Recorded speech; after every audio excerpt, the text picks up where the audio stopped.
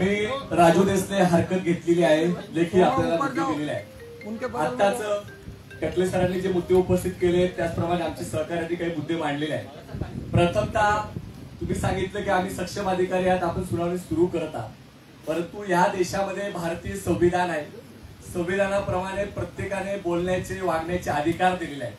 ज्या अतिरिक्त आयुक्त आहेत नायर मॅडम यांनी ज्या पद्धतीने सुनावणीच्या आधीच वक्तव्य करून पर्यावरण प्रेमी चुकीचा संभ्रम पसरवत आहेत याचा मी या ठिकाणी निषेध व्यक्त करतो. त्याचप्रमाणे ज्यांनी शपथ घेतलेली आहे संविधानाची ते आदरणीय गिरीश महाजन कुंभमेळा मंत्री, या मंत्री महोदयांनी सुद्धा त्या ठिकाणी जाऊन तपोवनामध्ये वक्तव्य केलं, सुनावणीच्या आधीच केलं आणि ते म्हणतायत की आम्ही झाडे तोडणारच. हा जो चळ आहे हा लोकशाहीचा गळा घोटणारा हुकुमशाही प्रवृत्तीची भूमिका आहे, याचा निषेध व्यक्त करतो. तुम्ही आजची ही सुनावणी जी घेतायत हा काही फास करतायत का हो? तुमचे आयुक्त सांगतात, मंत्री घोषणा, कुंभमेळा मंत्री घोषणा करतात की आम्ही तोडणारच आणि आम्हाला काही वेळात काढण्यासाठी इथं बोलवलेले आहे का? हे तुम्ही जाहीर केलं पाहिजे. त्यांनी नाशिककरांची आणि सगळ्यांची माफी मागावी अशी या ठिकाणी मागणी करतो. दोघांनी माफी मागावी. त्याचप्रमाणे आमची भूमिका आहे की पर्यायी जागेच्या बाबतीत नाशिक महानगरपालिकेकडे ज्या जागा आहेत, आमच्या जगबीर मित्राने या ठिकाणी म्हटलेले की ज्या ठिकाणी तपोवनाची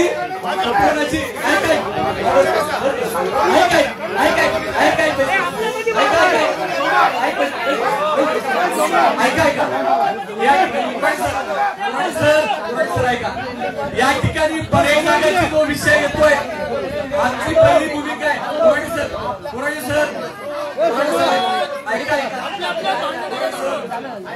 माझी विनंती आहे साहेब की आपण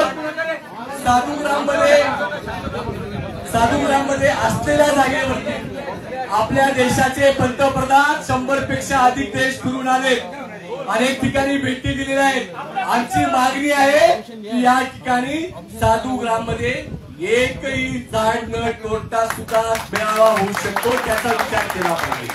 राहिला प्रश्न जागेच्या बाबतीत, आमच्या सहकारी मित्रांनी सांगितलंय जगबीरजी तर बसते, नेहरू मसूरची जागा आहे, गांधीनगरची जागा आहे, पंचवटी पालघरची जागा आहे, अनेक जागा तुमच्या ताब्यात आहे आणि सरकारच म्हणतं की ही जमीन फक्त तुम्ही राहतात, आमचं घर सुद्धा तुम्हाला ताब्यात घेण्याचा अधिकार या देशातल्या संविधानाने दिलेला साहेब. आणि तुम्ही आमच्याकडे जागा विचारतात, तुम्ही आम्हाला जागा विचारतात. कुंभमेळा मंत्री, तुम्ही या देशामध्ये सरकारच्या कामासाठी आमचं राहतं घर सुद्धा तुम्हाला घेता येतं, कारण या देशामध्ये समृद्धीचा महामार्ग झाला तेव्हा हजारो झाडं तुम्ही तोडलेलं पाप केलेलं आहे. आता तपोवन उद्ध्वस्त करू नका, नाशिकचं जळगाव करू नका, ही तुम्हाला कळकळीचं आव्हान आम्ही करत आहोत, कळकळीचं आव्हान करत आहोत. नमस्कार, मी एकच मुद्दा मांडतो सर. तुम्ही सुरुवातीलाच बोलले की आमच्या नगरपालिकेच्या अधिकाऱ्यांकडनं काही चुकीच्या माहिती हरकती जेव्हा सुनावल्या सांगितल्या गेल्या किंवा त्या हरकती दिल्या म्हणजे नोटीस दिल्या गेल्या, तर सर हे जे दोषी अधिकारी तुमच्यामधले ज्यांनी चुकीच्या माहिती पसरवल्या, तुमच्या मॅडमने आमच्यावर ढकललं की आम्ही अफवा पसरवतोय वगैरे, तर हे जी तुमची संस्था आहे किंवा हे अधिकारी ज्यांनी चुकीची माहिती पसरवली, तुम्ही याच्यावर कारवाई करणार का आता? आणि त्याच्यावर पण कारवाई झाली पाहिजे. जर त्यांनी नाशिककरांच्या मनात संभ्रम निर्माण केला असेल, तुम्ही फक्त किंमत मोजणी केली, आम्ही नोटीस केली नाही, मग सर नुसती मोजणी चालू तुमची, मग तुम्ही नोटीस का काढल्या? नोटीस केली की जेव्हा आपण वृक्ष मोडीचा प्रस्ताव करतो तेव्हा नोटीस काढतो आपण, तर तुमची फक्त मोजणी होती, नोटीस द्यायची गरज नव्हती. सर नाशिककरांचा संभ्रम निर्माण झाला कसता? माझी मागणी हीच आहे की ज्यांनी या संभ्रम निर्माण केला नाशिककरांच्या मनात, पर्यावरण असतील नाशिककर असतील, त्या अधिकाऱ्यावर त्या संस्थेवर तुम्ही कारवाई करावी, म्हणजे कारवाई करायला सर्वांना सांगा. माझं नाव सोमा कुराडे, मी मानव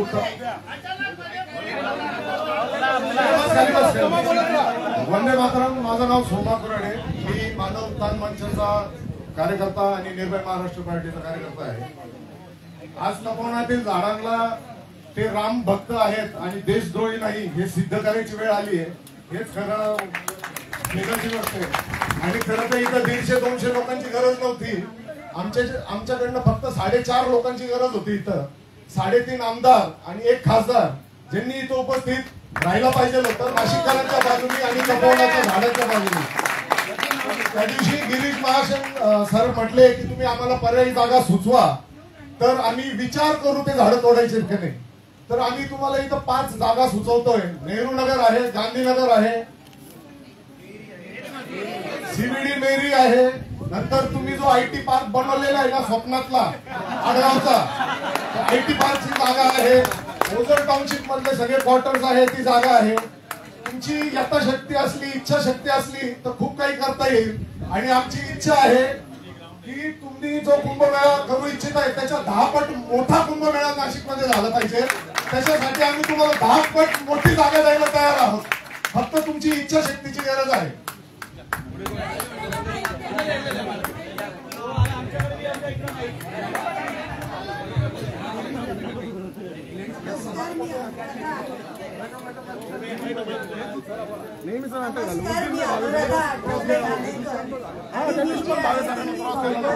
अभ्यासक आहे आणि याच्यासाठी मी भौगोलिक अभ्यासक आहे. 2015 साली मी सीमांतावरती रिसर्च केला होता आणि माझा संशोधन प्रकल्प प्रकाशित केला. त्याच्यात मला असं लक्षात आलं की आपली जशी आपण झाडं जपतोय, जमीन जपतोय, ती जपतोय म्हणजे आपण आपली गोदावरी जपतोय.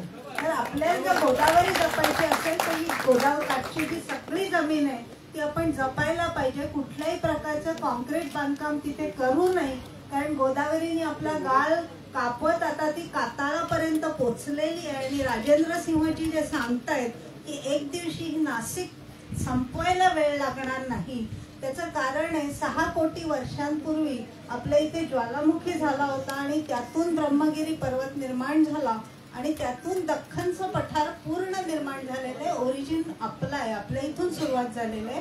आणि या ब्रह्मगिरीवरती जी माती आहे लावा रसातून आलेली, त्याच्यामध्ये गुणधर्म आहे की ती पाणी जपून ठेवते. आणि त्यामुळे आपण जे पाहतो की गोदावरीच्या इथे शंकरांनी जटा आपटल्या आणि आपण म्हणून गंगाद्वारला जाऊन नमस्कार करतो. तर मी तर म्हणेन की गौतम ऋषी हे आमचे जिओलॉजिस्ट होते. त्यांनी शतकानुशतक काही युगानुयुग ते गंगाद्वार जपलं, कारण लाव्हा रसाला गेलेल्या चिरातून ते आपल्याला जमिनीच्या भूगर्भातलं पाणी मिळतं. तर जर तपोवनातली झाडं आपण काढून टाकली, ही सगळी मुळं पाणी खाली नेतात, जमिनीच्या खाली नेतात आणि ते सगळे आमच्या गोदावरीचे उगम आहेत. उत्तरेतल्या नद्या गंगा नदी, यमुना, ब्रह्मपुत्र आणि आपल्या दक्षिणेतल्या या दोघांमध्ये फरक आहे. उत्तरेतल्या नद्यांना बर्फ वितळून पाणी मिळतं आणि आम्हाला फक्त पावसाळ्यात जे जमिनीत पाणी मिळतं त्याच्यामुळे मिळतं. त्यामुळे गंगेकाठी असलेलं तपोवन कोणीही काढू नये. जास्त झाडं लावा, पण एका झाडाला 10 झाडं हा पर्याय त्याच्यासाठी नाहीये. आणि ही गोदावरी जपण्याचं काम हे प्रत्येक नाशिककर, मग तो प्रशासक असो किंवा नागरिक असो, करेल ही मला खात्री आहे. नमस्कार. माझा जन्म या मातीतला, माझं कार्य या मातीतलं. नाव सांगते ना, थांबा. माझा जन्म या मातीतला, माझं कार्य या मातीतलं आणि विलीन मी याच मातीत होणार आहे. माझं नाव आहे राजेश्वरी बालाजी वाले.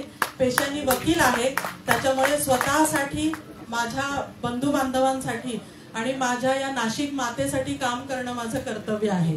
त्याकरता मी काही रिटन ऑब्जेक्शन्स आणलेले आहेत आणि मी रेप्रेझेंटेशन अजून 2 संस्थांचं पण करतेय. नाशिक नागरिक कृती समिती व हिरवांकूर फाउंडेशन नाशिक, तर ह्यांच्या मार्फत पण मी बोलतेय. मुद्दा नंबर 1, आम्ही या मुद्द्यांवरती ऑब्जेक्शन नोंदवतो आहे आणि ह्याच्या व्यतिरिक्त पण मुद्द्यांवर आम्हाला ऑब्जेक्शन नोंदवायचं आहे. पण आम्हाला खूप कमी कालावधी दिला, त्याच्यामुळे ह्याला ऍडिशन देण्याची परवानगी तुम्ही आम्हाला नंतर द्याल हे गृहीत धरून मी 4 मुद्दे वाचतेय. मुद्दा नंबर 1, सदर वृक्षतोड करण्याचा निर्णय पूर्णपणे बेकायदेशीर आहे. सदर वृक्षतोड करण्याचा तुम्हाला काही एक अधिकार नाही व कायद्याने देखील कुठलाही अधिकार प्राप्त झालेला नाहीये. तपोवन हे डीम्ड फॉरेस्ट आहे, अर्थात मानवी राखीव फॉरेस्ट आहे. सदर वृक्षतोडीचा निर्णय घेण्याकरता कुठल्याही पद्धतीच्या समितीचे गठन झालेले नाही व त्या कारणास्तव सदरची वृक्षतोड करण्याची सुरू केलेली प्रक्रिया अतिशय बेकायदेशीर आहे. आणि ह्याचं आत्ता उदाहरण बघितलं, मॅडम जे म्हणाला, त्याही इकडे माझ्या शेजारी उभ्या होत्या, शी इज अन एक्सपर्ट, तज्ञ तज्ञ व्यक्ती पाहिजे, हे काही निर्णय अभ्यास केला म्हणजे तज्ञ आहात तुम्ही. जो अभ्यास करतो तो थोडा तरी तज्ञ असतो, 1% 2%. त्याच्यानंतर वृक्षतोड करण्यात समितीने त्याकरता समितीचे गठन होणे आवश्यक आहे आणि सदर समितीचे गठन होण्याकरता विविध विषयातील तज्ञांची नेमणूक करणे अत्यंत गरजेचं आहे. तर आता कुठले तज्ञ आपल्याला लागतात इथे? पोल्युशन कंट्रोल वन, हवामान तज्ञ, भूकंप तज्ञ, टॅक्सोनॉमिस्ट म्हणजे झाडांचे वय निश्चित करणं अत्यंत गरजेचं आहे. कुठलं झाड तोडताय त्याचं वय किती आहे? अहो, ही आमची परंपरा आज हजारो करोडो वर्षांपासून इथे आहे, ती झाडांनी दिलेली आहे आणि ह्याच्यावर अधिक भाष्य करत नाही मी, कारण आपण इथे भाषण करायला नाही आलेलो आहे, मुद्दे नोंदवायला आलेलो आहे. निष्पक्षपणे निर्णय होण्याकरता विविध स्वतंत्र संस्थांचे तज्ञ समितीवर घेणे देखील तेवढेच आवश्यक आहे. आपण एन्व्हायरमेंट बद्दल बोलतोय. सर, मॅडम, सगळ्यांना मी विनंती अशी करते की आज फक्त माझा श्वास करता मी हे काम करत नाहीये, माझ्या पुढच्या येणाऱ्या सगळे जे श्वास आहेत ना त्यांच्याकरता हे काम करणं अत्यंत गरजेचं आहे. म्हणून एवढा सेन्सिटाईज होऊन आपण इथे आलेलो आहोत. कुठल्याही प्रकारचे सर्वेक्षण न करता सदर वृक्षतोड करण्याची प्रक्रिया जी सुरू केलेली आहे ह्याचा आम्ही खूप खूप खूप प्रमाणात निषेध करत आहोत. याचबरोबर सुप्रीम कोर्टाने प्रोटेक्टेड डीम फॉरेस्ट ही जी संकल्पना दिलेली आहे, TN गोदावरम या केसमध्ये आणि ह्याच्यानंतर अनेक काही केसेस आहेत, त्याच्या आधीचे पण काही केसेस आहेत, MC मेहताचे काही केसेस आहेत. तर जेवढे एन्व्हायरमेंट प्रोटेक्शन ऍक्टच्या अंडर आणि ट्रीज ऍक्टच्या अंडर कधी झाडं तोडावी, कुठली तोडू नाही, त्याला काय काय पर्यायी व्यवस्था असाव्या याबद्दल जे सुप्रीम कोर्टाने दिलेले निर्णय आहेत त्याचा अभ्यास करून तपशील देऊन जेव्हा निर्णय घेण्यात येईल तेव्हाच आम्ही म्हणू की तज्ञांनी हे निर्णय घेतलेले आहेत. तर तो निर्णय घेईपर्यंत कुठल्याही प्रकारची प्रक्रिया करणे म्हणजे सुप्रीम कोर्टाचा अवमान करणे हेच आहे, दुसरं काहीच नाही. तपोवन या शब्दामध्येच वन आहे. हो, तपोवन या शब्दामध्येच वन आहे आणि हे तप केलेलं आहे. हे आज या सगळ्या नाशिककरांचं तप चालू आहे इथे.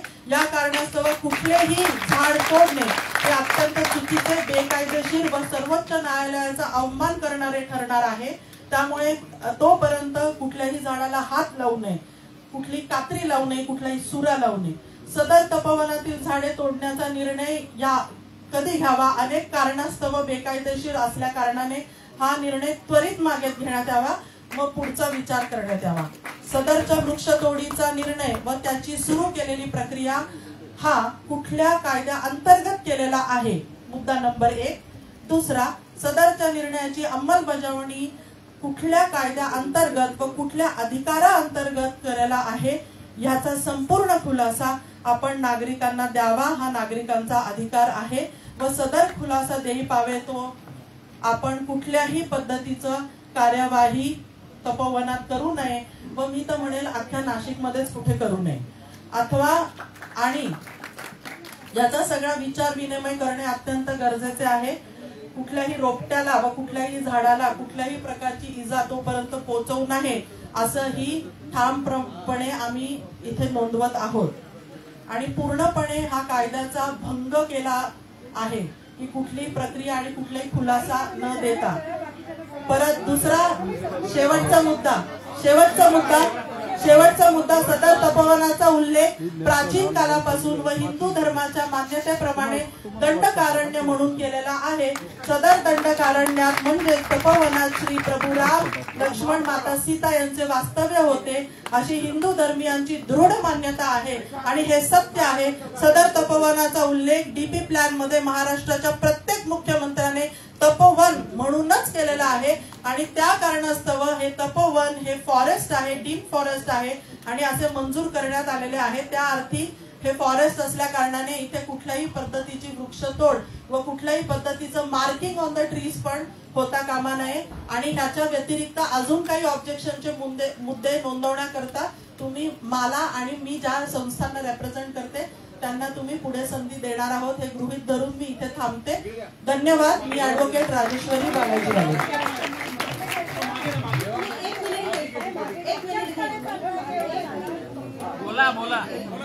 मी ऍडव्होकेट श्रद्धा कापडले. मी फक्त 2च मुद्द्यांवर बोलेन, मी बाकी कोणाशी काही बोलणार नाहीये. मी नाशिककर म्हणून इथे बोलतीये. मी वकील म्हणजे मी कोर्ट नाही आहे. सगळ्यात महत्वाचं सरकारचा जीआर आहे. सरकारी अधिकाऱ्यांना आय कार्ड कंपल्सरी आहे. इथे जे स्वतःला सक्षम अधिकारी म्हणत आहेत त्यांचा आय कार्ड कुठे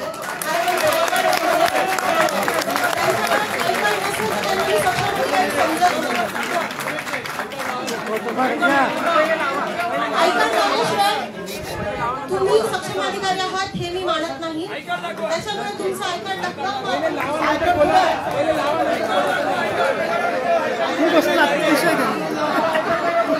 दुसरा महत्वाचा मुद्दा माननीय जेव्हा बोलले की 10 वर्षाच्या खालचे झाडं तोडू, तर हे वयोमापन करण्यासाठी तुमच्याकडे काय कार्यप्रणाली आहे, तुमच्याकडे काय सिस्टीम आहे की ज्यात तुम्ही हे ठरवताय की हे झाड 10 वर्षाचं आहे किंवा 8 वर्षाचं आहे. हे आम्हाला कळाल्याशिवाय एखाद्या झाडावर कुऱ्हाड चालणार नाही. हॅलो, मी एक निसर्गप्रेमी नाशिकची नागरिक श्यामलाक्षण कल्याणी बोलतीये. कोविड मध्ये ऑक्सिजन मिळण्यासाठी लोक पळत होते, काही त्या अभावी मरत होते. एक झाड लावलं तर ते मेंटेन करणं अवघड असतं. लोक संरक्षण जाळी चोरतात, गुरं रोपं खातात, वेळेवर पाणी घातलं जात नाही आणि तुम्ही म्हणतात आम्ही झाडं तोडण्याच्या बदली झाडं लावू. की वनं तोडा, आपण कोकणात देवराईला देव मानतो, त्यांची पूजा करतो. मी हिंदू धर्माची आहे.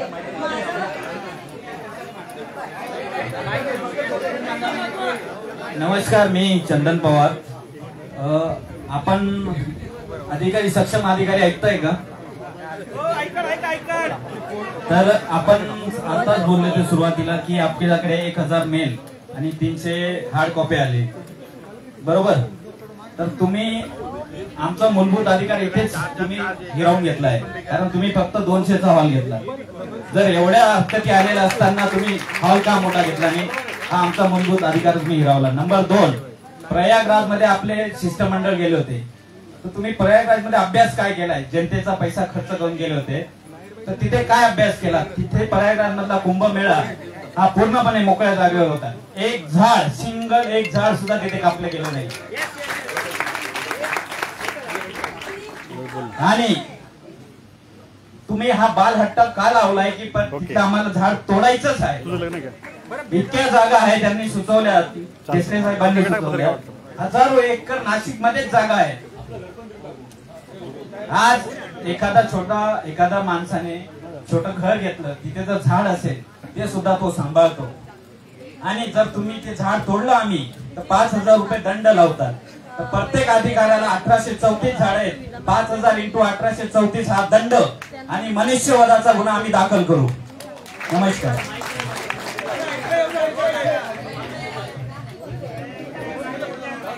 नमस्कार, मी अंबरीश शिवाजी मोरे. टेक्निकल मुद्दे आहेत, सगळ्यांनी नीट ऐका. बघा साहेब, तुम्ही वन विभागामध्ये काम केलेलं आहे, बरोबर? RFO होतात तुम्ही. नाशिक जो तालुका आहे त्याच्यामध्ये जे 2 जागा आहेत, तपोवन आणि टाकळी, येथे ब्रिटिशांनी बाबुळवन लावल्याच्या नोंदी आहेत. वन विभागाचे वार्षिक प्रशासन अहवाल असतात. या अहवालांमध्ये त्या भागामध्ये 1200 ते 1300 एकर बाबुळवन खास पद्धतीने यांनी लावल्याच्या नोंदी आहेत, माझ्याकडे आहेत. तुम्हाला पाहिजे असेल तर मी त्याचे डिटेल्स देतो. हा तोच भाग आहे. तर हे बाबुळवन जे आहे हे कुठं गेलं, हा नंबर 1. दुसरी गोष्ट, सगळ्या नाशिककरांतर्फे आम्ही डिमांड करतो, हा तपोवनाचा जो एरिया आहे आणि टाकळीचा 1864 पासूनचे तुमच्याकडे काय कडई पत्रक असतील, सातबारे असतील, या जागांची मूळ मालकी कोणाची होती? वन विभाग होता का महसूल विभाग होता? हे तुम्ही आम्हाला क्लिअर करून द्यायचंय. आणि याच्यात छुपा हे काही ठेवू नका. सातबारे, कडई पत्रक सगळं बाहेर पाहिजे आम्हाला. दुसरी गोष्ट आहे की जसं आता यांनी विषय काढला होता, 300 एकर जागा जी आहे त्याच्यावर आरक्षण होतं, हे आरक्षण गायब झालेलं आहे. जे त्या काळात महापौर होते आयुक्त होते, स्थायी समितीचे सभापती होते, त्यांच्यावरती गुन्हे दाखल व्हायला पाहिजेत, बरोबर? ही कुंभमेळ्याची जागा होती, ती नाशिककरांची जागा होती. गायब करायचा अधिकार कोणालाही नाही. गुन्हे दाखल करा, आम्ही सगळेजण तिथे येऊ. पुढची गोष्ट, कुंभमेळ्यासाठी आमच्या माहितीप्रमाणे सगळे बाहेरचे ठेकेदार, आर्किटेक्ट आणि इंजिनियर आलेले आहेत. आम्हाला स्थानिक लोक पाहिजे. हो, या बाहेरून आलेल्या परप्रांतीय लोकांना नाशिकला काय पाहिजे आहे, नाशिककरांचे डिमांड काय आहे. आम्ही लहानपणापासून एक सुंदर वातावरणामध्ये इथे जगलेलो आहोत, हिरवाईमध्ये जगलेलो आहोत. हे सगळं सपाट करायला निघालेलं आहे, आम्हाला चालणार नाही. तुम्ही महाराष्ट्र शासनाला निरोप द्या, तुम्ही केंद्र सरकारला निरोप द्या. हे प्रकार ह्याच्या पुढे चालणार नाही. सेन्सिबली काम करा. फक्त कुंभमेळा आहे, 20-22 हजार कोटी आणि कामं वाटायचे, हे प्रकार करू नका. शेवटचा मुद्दा, गिरीश महाजन साहेबांना कुंभमेळा मंत्रीपद दिलंय, हे वैधानिकदृष्ट्या आहे का, असं पद देता येतं का, हा प्रश्न आम्ही महाराष्ट्र शासनाला सगळे नाशिककर विचारतो.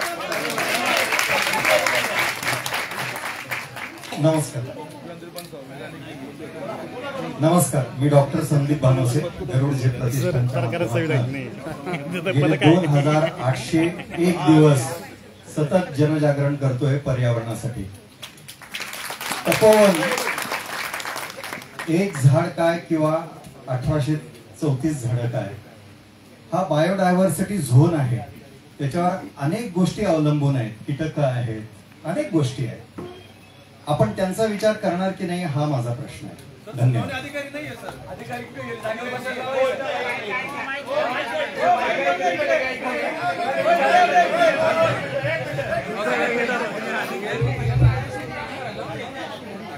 हॅलो, अरे पण आय कार्ड लावा ना, आयडी कार्ड लावा ना तुम्ही. नाहीये का तुमच्याकडे? नाहीये का? आयडी कार्ड पण लावून बसा ना. अरे आयडी कार्ड, एक मिनिट, आयडी कार्ड लावा ना तुम्ही. तुमचं प्रमाण काय अधिकारी म्हणून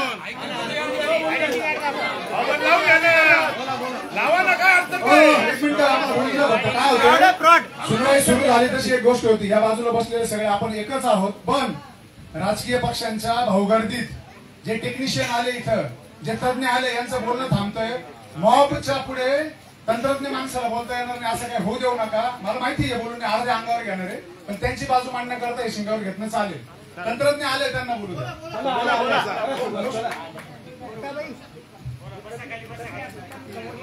मी बसून बोलतो, कारण माझा अर्ज घेताना कोणीच उठून उभं राहिलं नव्हतं.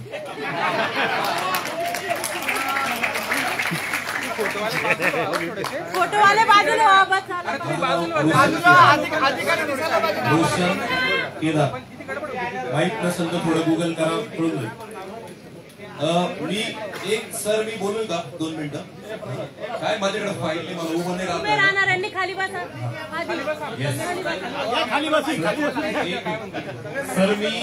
सर मी जवळपास 45 जणांसाठी बोलणार आहे, त्यामुळे थोडासा वेळ लागला, थोडं कॉम्प्लिकेटेड वाटलं तर प्लीज मला समजून घ्या. दुसरं म्हणजे आमच्यासोबत महिला आल्या आहेत. मी मनोजला जे बोलले, मनोज भाऊ, ते त्याला थोडा दुजोरा देतो. आमच्यासोबत बऱ्याच महिला आल्या आहेत, छोटे मुलं होते, मी परत पाठवून दिले. हे बघा, अजूनही छोटे मुलं आहेत. आपल्याला काय करायचं, या लेकरांसाठी लढतोय ना, मग त्यांच्यासाठी इथं सेफ एन्व्हायरमेंट आधी तयार करा. इथं आपल्या आजूबाजूला ते घाबरतात. आम्ही काही मुलींना परत पाठवून दिले. तर सगळ्यांनी फक्त एक व्यक्ती ऍटलीस्ट जो माईक घेऊन बोलतोय ना, त्याचा ऐका. सर थोडं मोठं आहे, कारण विषयच मोठा आहे आणि खूप लांब पर्यंत जाणार आहे. कदाचित वर्षानुवर्ष याची चर्चा होईल, त्याच्यामुळे ऐकून घ्या. सगळ्यात आधी सर, ब्रीच ऑफ ट्रस्ट झालेला आहे गार्डन डिपार्टमेंट बद्दल आमच्या सर्व नाशिककरांना. आम्हाला भरोसाच नाही राहिला सर तुमच्यावर. काय झालंय मी एक्सप्लेन करत बसत नाही. मी पत्र दिलेले, आयुक्तांना पत्र दिलेले, अतिरिक्त जे आयुक्त असतील तुमचे त्यांना पत्र दिले. मी नावं घेत नाही आता. आमचं एवढंच म्हणणं आहे सर, आणि एवढंच म्हणजे मी खूप बोलणार आहे, म्हणजे छोटे कमी बोलणार नाही. सर तुम्हाला किती आले, तुम्ही आता 99चा आकडा सांगितला, 99 लेखी आले. कालपर्यंत आम्हाला 200 माहित होते. तर म्हणजे काय होतंय, मीडिया तुम्ही म्हणता की अफवा पसरवल्या जातात वगैरे वगैरे. 200हून अधिक लेखी आणि 700हून अधिक ईमेल हे आम्हाला कळलेलं होतं, पण तो 299 कसा होतो वगैरे हे संभ्रम आहेत सर. आपल्याला काय झालंय, ब्रीच ऑफ ट्रस्ट झालेला आहे. आपल्याला तो परत मिळवायचा आहे. आम्ही तुम्हाला चान्स देतोय, ही सुनवाई तुमच्यासाठी चान्स आहे. तर याच्यावरून तुम्ही समजून घ्या की हा प्रश्न किती गंभीर आहे. लहान लहान पोरांना लेकरांना घेऊन इथं लोक का आले एवढ्या गर्दीत, जिथं पोलीस आहेत बाहेर, आपण पोलिसांना बघून पळून जातो. हे लहान लहान लेकरांना घेऊन का आले, त्यांच्या भविष्यासाठी चाललंय. तर हे काय फक्त वैयक्तिक नाहीये, हे सर्वांसाठी आहे. आता काय होणार आहे मी तुम्हाला सांगतो. थोडंसं टेक्निकल सांगितलं तर चालेल? ओके, सोपं करून सांगतो. हा, मी शेतकऱ्याचा पोरगा आहे, नाशिक शहरात आता राहतो. माझे वडील गावाकडे राहतात, त्याच्यामुळे त्यांना जे कळल, माझ्या आईला जे कळल त्या भाषेत सगळ्यांना सांगतो. ठीक आहे. आता आपण म्हणतो झाडांनी ऑक्सिजन जाणार आहे आपला, नाही का, एवढे झाडं गेले तर अमुक गेलं तमुक गेलं. झाडं फक्त ऑक्सिजन देत नाही, झाडं फक्त कार्बन सिक्वेस्ट्रेशन करत नाही. कारण काय होतं, कुठंतरी दुसऱ्या एका शहरामध्ये काहीतरी प्रोजेक्ट साठी झाडं तुटले, मग आपण म्हणतो अरे ते झाडांनी जेवढं कार्बन सिक्वेस्ट्रेशन केलं असतं त्याच्यापेक्षा कितीतरी मोठा आमचा प्रोजेक्ट करतोय. सर झाड, तुम्ही गार्डन डिपार्टमेंटचे, तुम्ही आधी फॉरेस्ट मध्ये पण होते, हे तुम्हाला माहिती पाहिजे की झाडं फक्त कार्बन डायऑक्साईड घेऊन ऑक्सिजन देत नाही, ते अनेक विषारी वायू सुद्धा शोषून घेतात. हे विषारी वायू कोणते, जे आता आपण सगळे गाड्यांनी आलोय ना, त्याला ऑप्शन नाही ना. आम्ही काय गाड्या चालवणं बंद नाही करू शकत ना, म्हणून आम्ही झाडं लावली ना, आमच्या बापदादांनी लावली, कोणी लावले नाही का, आम्ही वर्षानुवर्ष इथं राहतोय. तर त्याच्यामुळे हे सगळे, त्याच्यात कोण आहे, नायट्रोजन ऑक्साईड आहेत, सल्फर डायऑक्साईड आहेत आणि बरेचसे आहेत जे कॉमन आहे. तुम्ही एमपीसीबी कडून हा डेटा चेक करू शकता की नाशिकचा मागच्या काही वर्षातला एअर क्वालिटी इंडेक्स काय आहे, हा चेक करा. त्याच्यात सगळं चेक करा की काय काय काय काय आपल्या नाशिकमध्ये आहे ना, आपले पोरं किती सिगरेट पित आहे, फक्त तो धूर अंगात घेऊन. आणि हे कोण टाळू शकतं, हे नाही टाळू शकत, तुम्ही नाही टाळू शकत, झाडं टाळू शकतात. ओके, पुढचं तृप्तीला बोलू द्या मला फक्त, हा तुम्हाला चान्स मिळेल. पुढचं आहे भूजल पुनर्भरण. सर आपल्या शहरात, आपल्या देशात असे कितीतरी शहर आहे की ज्यांना असं वाटलं की आम्ही कुठूनही पाणी आणू, नाही का, कावेरीतून आणू, इकडून आणू, तिकडून आणू. प्यायला पाणी नाही सर. एकदम मोठ्या मोठ्या करोडोचे फ्लॅट आहेत सर त्या बँगलोरमध्ये, पाणी नाही. आपल्यासारखंच शहर होतं ते 1990 साली. त्यांनी ज्या चुका केल्या एक्झॅक्ट चुका आपण करू राहिलो. भूजल पुनर्भरणाने काय होणार आहे की जे पाणी पावसाचं, किती महिने पाऊस पडला, 6 महिने पडला का नाही, 8 महिने, आणि अजूनही माहित नाही थांबल का नाही, बरोबर ना. मग हे जे पाणी जमिनीत मुरणार आहे ना, हे सुद्धा झाडं वाचवतात. हे झाड म्हणजे आता याचे जे डिटेल्स आहेत ते मी याच्यासोबत 122 पानाचं माझं निवेदन आहे, तुम्ही वेळ घेऊन वाचावं असं मला वाटतं. मी याच्यासोबत जलशक्ती मंत्रालयाचा रिपोर्ट लावलेला आहे, मी याच्यासोबत एमपीसीबीचं त्यांचं जे अवेअरनेसचं डॉक्युमेंट आहे ते लावलेलं आहे. त्याच्यामुळे पाणी मिळतं. काय मिळतं, हवा शुद्ध होते, पाणी मिळतं. तिसरं काय मिळतं, हीट आयलंड. सगळ्यांना गरम होत आहे का, प्रचंड फॅन लावलेले बघा इथं. का गरम होतोय, कारण खूप कमी जागेत खूप लोक आले, बरोबर ना. आणि आपली लोकसंख्या आता आपण काही कमी करू शकत नाही, म्हणून त्याला ऑप्शन झाडं असतात ना. आणि हिवाळ्यात हे होतंय, तुम्ही विचार करा, हीच सुनवाई मे मध्ये झाली असते, निम्मे लोक निघून गेले असते. तर तिसरी गोष्ट जी होते, हीट आयलंड इफेक्ट. मी गरीबाचे परत का घेतोय, जो हीट आयलंड इफेक्टने मरतो तो गरीब आहे, तो पत्र्याच्या घरात राहतो, म्हणून तो लवकर मरतो, त्याला त्याच्या पोरांना त्रास होतो. ते जर आपल्याला वाचवायचं असेल तर आपल्याला कुठलेही, ते काही आपण म्हणणार नाही सगळ्यांनी एसी घ्या, सगळ्यांनी एअर प्युरिफायर लावा, कारण शासकीय घराला लावता येतात आपल्याला, किंवा श्रीमंत घराच्या आपल्या सर्वांच्याही घरात कदाचित लावता येईल. यांना फॅन पण लावायचे सर प्रॉब्लेम आहे. आणि कदाचित आपल्या पोलीस भगिनी असतील, इथले सगळे काही लोक असतील, आपणही तितके गरीब असू की नाही आपल्याकडे तितक्या सुविधा. सगळ्यात शेवटचं म्हणजे सर शेतकरी आहे, मी एकटा शेतकरी नाही, किती जणांच्या घरी शेती आहे सर. आम्ही शेतकऱ्यांचे सुद्धा प्रतिनिधी आहोत. का आहोत आम्ही, का आहोत, कारण नाशिक हा जिल्हाच मुळात शेतीचा जिल्हा आहे. नाशिकची ओळख शेती आहे. याच्यात जे बिझनेस उभे राहिले ना, त्याच्यावर वाईन असेल, त्याला मुळात शेती लागते ना. आपण म्हणतो वाईन कॅपिटल, आणि पण ते वाईनचा बाग लावला ना कोणत्या तरी शेतकऱ्यांनी. तर आम्ही सगळे शेतकऱ्यांचे प्रतिनिधी सुद्धा आहोत. आमच्याकडे पावसाचं सर, आता इथं शेतकरी बसलेले दत्तू भाऊ, आमच्या स्वतःच्या गावात आज उमराळे बुद्रुक मध्ये एक प्रतिनिधी आमचा उमराळे बुद्रुक मध्ये आलाय, तर कन्फर्म करू शकता आम्ही मिरची उपटून फेकलेली आहे अति पावसामुळे. आमच्या गावात गारा पडलेला आहे आणि सगळे बाग तोडून टाकण्यात आले. हे कुठं होतं माहिती का, आपण प्रचंड प्रमाणात एकत्रच झाडं तोडतो आणि अचानक एक उष्णता तयार होते. हीट आयलंड तो होतोच, पण अचानक उष्णता तयार होते. तुमचं बर्फ जे असतं, म्हणजे जे अक्युम्युलेशन होतं तुमच्या वाफेचं, याच्यातून तो थंड होऊन गारा पडतात. प्रचंड मोठ्या गारा सर मी स्वतः अंगावर झेललेलं आहे. त्याच्यामुळे तुम्ही हे म्हणू नका की माझा काही संबंध, बरोबर ना, की कुंभमेळा यांचा काही संबंध आहे. आमचाच कुंभमेळा आहे. शेतकरी नसेल तर कुंभमेळाच नाही. ह्या 4 मुद्दे परत एकदा रिपीट करतो. हवा शुद्ध होते, लक्षात आलं. भूजल पुनर्भरण होतं, आपला जो अर्बन हीट आयलंड इफेक्ट तयार होतो आणि जे पर्जन्यमान नियमन आहे ते होतं. मग आता आमच्या मागण्या काय, मी आता तुम्हाला क्लिअर सांगतो. सगळ्यांनी बऱ्याच जणांनी इथं मी काय सांगितलं हे आधी ऐकलेलं आहे, तरी मी परत एकदा सांगतो. जे काही ठरवायचं, 1 तोडायचं, 10 तोडायचे, 100 तोडायचे, 400 तोडायचे, 500 तोडायचे, आम्हाला सगळ्यांना घेऊन जा. आम्ही आणि आमच्या सगळ्यांच्या संमतीने काहीतरी ते आवाजी मतदान घ्या, काही घ्या, आम्हाला सगळ्यांना घेऊन चला, तिथं जाऊन ठरवा काय करायचं. सर हे आंदोलनच झाडावर चढल्याने झालं होतं. आमच्या आई बापांनी सगळ्यात पहिल्यांदा काय शिकवलं तर मातीत जायला शिकवलं, झाडावर चढायला शिकवलं. त्या झाडावर चढल्याने आंदोलन झालंय. आम्ही चिपको करू, झाडावर चढू, आंदोलन करू, काय इनोव्हेटिव्ह काय काय करू. दुसरं म्हणजे ह्या ज्या संस्था आहेत, म्हणजे त्याच्यात राजकीय वगैरे तुम्ही घेऊ नका सर, राजकीय माणूस आमचीच माणसं आहेत. ह्या ज्या संस्था आहेत, जे वेगवेगळे लोक आहेत, यांनी तुम्हाला जागा सुचवलेल्या आहे, हे तुमच्या अखत्यारीत आहे. एक मला मॅप दाखवा. आम्ही इतकं अनालिसिस केलंय सर, तुमच्या गार्डन डिपार्टमेंटकडे किती जागा आहे ना त्याचा पण मॅप मी तुम्हाला देणार आहे आणि सगळ्यांना बघायला देणार आहे. मी एक गोष्ट केली फक्त सर, मला जे काही म्हणायचं ना, मी 100% मी तर म्हणतो 1000% ट्रान्सपरन्सी केलं. मी जर जायला निघालो ना, इथं यायला निघालो तरी लोकांना सांगून आलो, मी त्या दिवशी लेटर द्यायला गेलो तरी लोकांना सांगून आलो. आम्ही इतकी एक्स्ट्रीम ट्रान्सपरन्सी पाळतोय आणि तुम्ही इतकी एक्स्ट्रीम सिक्रेसी का पाळताय? नागरिकांना गरज पण नाहीये, नागरिकांना गरज नाही. आम्ही शपथ नाही घेतलेली, एम्ब्लेम तुमच्या मागे राजपत्रित अधिकारी हे तुम्ही मगाशी म्हणले, तर ते त्याचं सर तुम्ही पाळा. तुम्ही काही फक्त नाशिक मनपाला नाही हे करत, जेव्हा तुम्ही एम्ब्लेम असतो तुम्ही भारत सरकारला, बाबासाहेबांनी जे आपल्याला संविधान दिले त्याच्या थ्रू जे बनलंय जे ट्रस्ट, त्याला रिप्रेझेंट करतात. आणि मी परत एकदा सांगतो, आपल्याला सगळ्यांनी जायचंच आहे बरं का पाहायला. तुम्ही म्हणाल नाही झाडं अजिबात तोडायची नाही, जायचं नाही. संयुक्त पाहणी करायची आहे. ओके, संयुक्त पाहणीमध्ये कोण पाहिजे? आपण तर सगळे पाहिजेच, पण आम्ही सर येतो, मी येतो, काही टेन्शन घेऊ नका, आपण अभ्यास केला. संयुक्त पाहणीमध्ये कोण पाहिजे? आम्ही सगळे येण्यासाठी नागरिक तर पाहिजेच, पण आमच्या बरोबर तज्ञ पाहिजे, आमच्यातले टॅक्सोनॉमिस्ट पाहिजे, बायोलॉजिस्ट पाहिजे, ज्यांना याच्यातलं कळतं, बॉटनिस्ट पाहिजे. ओके, हे सगळे लोक जे पक्ष्यांचा अभ्यास करू शकतात, हे सगळे लोक पाहिजे. आणि हे तुमच्या पेरोलवर नाही पाहिजे, हे तुमच्या पगारावरचे नाही पाहिजे. आणि यातले जी कोणी संस्था येईल त्याच्यातले एक्सपर्ट घ्या, ते तुमच्या कॉन्ट्रॅक्टवर नाही पाहिजे. ओके, ऍक्टिव्ह कॉन्ट्रॅक्ट कोणाचे चालणार नाही. या सगळ्या लोकांना घेऊन ही तुम्ही पाहणी दौरा करावी. आणि नागरिकांची ठीक आहे, हे बघा, झाड तोडायचं नाही. येस येस येस, नागरिकांची जी उपस्थिती असणार आहे, झाड तोडायचं नाही आणि पाणी वगैरे काही नाही. करेक्ट सर, मी बरोबर या मुद्द्याला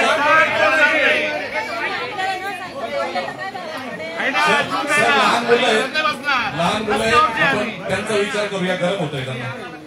ह्यासाठी नागरिकांची उपस्थितीसाठी जशी तुम्ही झाडं तोडायला आम्हाला ऍड दिली ना, तशी ह्या कार्यक्रमाला नागरिकांनी उपस्थित राहावे म्हणून तुम्ही ऍड दिली पाहिजे पेपरला.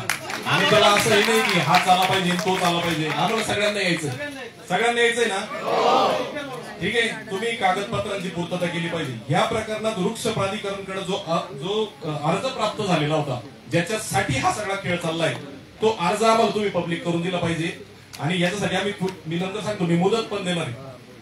तसंच ह्या सगळ्या संदर्भात म्हणजे तपोवनातील 1825 जागांवरच्या ज्या खुणा आहेत, त्या जर मार्किंग जर मोजणीच्या असतील तर मी हरकत कशाची हेच आम्हाला कळलं नाही राहील. तर तुम्ही काय करायचंय, आता आपली मागणी मांडतोय, नीट ऐका. या जर खुणा मोजणीच्या आहेत तर याबाबतचा खुलासा जाहिरात किंवा इतर माध्यमाने हरकती नोंदवण्याच्या शेवटच्या दिवसापर्यंत का नाही दिला तुम्ही? म्हणजे झाल्यावर द्यायचा होता का? मग म्हणले अरे ते जाऊ दे, ते आम्हाला नाही कळलं, असं नाही चालणार सर. तुमचा व्हिडिओ जो आलेला आहे ना मॅडमचा, तो संध्याकाळी 6:03 आलेला आहे. संपली होती इथं, काय पंचवटी विभाग काही लेटर घेणार नव्हता. ठीक आहे, असं का तुम्ही केलं याचा तुम्हाला सर खुलासा द्यावा लागेल. मी तुम्हाला संधी देतोय की आपलं नातं चांगलं व्हावं. नक्की नक्की सर, येस येस येस. आणि ती जी संयुक्त पाहणी होईल त्या संयुक्त पाहणीला संत नाही बोलवा. सर ऐका, सर ऐका, सर ऐका, ऐकून घ्या. सर मी अभ्यास करून आलोय, हे तुम्हाला दाबून टाकतील, तुम्ही ऐका माझं, प्लीज ऐका. नाही सर तुम्ही बोलले, मी शांत राहिलो, आमचे 45 लोक शांत राहिले. पुढचं काय ऐका, पुढचं काय ऐका, पुढचं महत्वाचं आहे, पुढचं महत्वाचं आहे ऐका. आता तुम्ही कॉम्पेन्सेटरी प्लांटेशन करायचंय का करायचंय? झाडं तोडले म्हणून नाही, तुम्ही हा आमचा टाइमपास केला म्हणून तुम्ही करायचंय. आणि किती द्यायचे? 17,000 द्यायचे. तुम्ही एकही झाड नाही तोडलं तरी तुम्ही आता आम्हाला 17,000 द्यायचे. हे का द्यायचे हे पण मी उद्देशूनपणे मांडणार आहे ऐका. 17,000 तुम्ही मिनिमम लावले पाहिजे. तुम्ही अजून 34 लावा वगैरे, म्हणजे कदाचित उद्या तुमचं नाही का चांगलं मोठं मन झालं तर द्याल तुम्ही. ही स्थान कुठं असलं पाहिजे? फाशीच्या डोंगरावर पाहिजे का? डेंडोर रोडला पाहिजे का? कुठं पाहिजे? डेंडोर रोडला पाहिजे का? तपोवनाच्या 5 किलोमीटरच्या परिघात ही झाडं लागली पाहिजे. या 5 किलोमीटरच्या परिघामध्ये सर मला जर कोणी विचारलं 45 लोकांसाठी मी बोलतोय सर.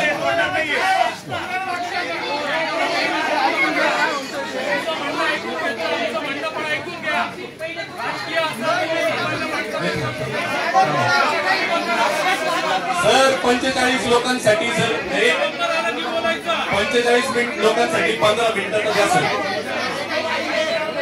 पुढचं आहे फक्त झाडं लावायचे नाही. हे फॉरेस्टचे अधिकारी यासाठी सर थोडं थांबा, मी तुम्हाला काल फोन करून सांगितलं, थोडं थांबा. फक्त झाडं लावायचे नाही, तुम्ही या जागा आम्हाला 21 ठिकाणी द्यायच्या 5 किलोमीटरच्या परिघात. आम्ही सगळे येतो ते करायला. तुम्ही एकही झाड नाही तोडलं तरी आम्ही द्यायचंय ना, एकही झाड नाही तोडलं तरी द्यायचंय. थोडंसं ऐका मी काय बोलतोय. अहो हे हवेसाठी चाललंय, पाण्यासाठी चाललंय का फक्त यांना काहीतरी करून दाखवायचं असं चाललंय का? आपल्या पोरांसाठी चाललंय ना. हा पुढचं काय?